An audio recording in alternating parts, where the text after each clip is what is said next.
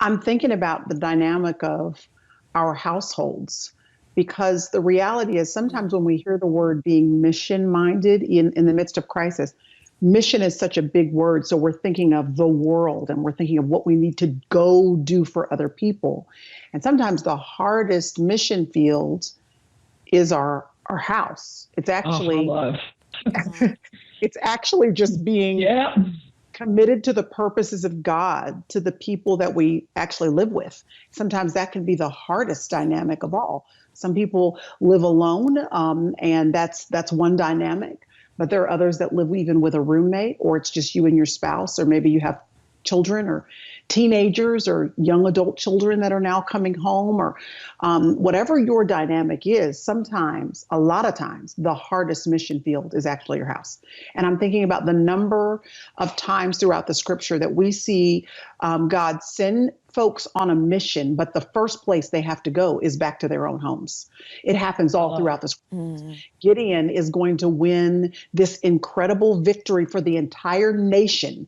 But the very first thing Gideon had to do before he ever went to the battlefield for the country was to go back to his own home and tear down the idols that had been indicative of his entire family line.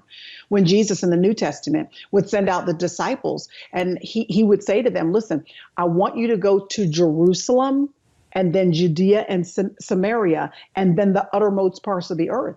We're always thinking of mission in terms of the uttermost parts of the earth, but it started in Jerusalem, which is the city they came from.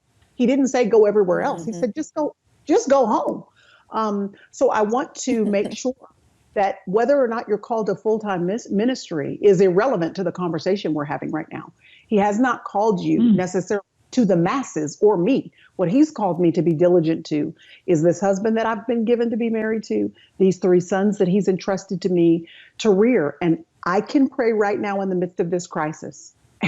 And literally, because this crisis has relegated us all to our actual literal homes, the prayer needs to be, Lord, before I even ever begin to look outward to how my family can be a blessing outward, what have you called me? What mission field have you called me to in these hours and days and weeks, turning into months potentially, that I'm going to be here in this household? What am I supposed to do? How am I supposed to extend your grace, your love, your patience, your kindness to these people that are right underneath the roof of my own house?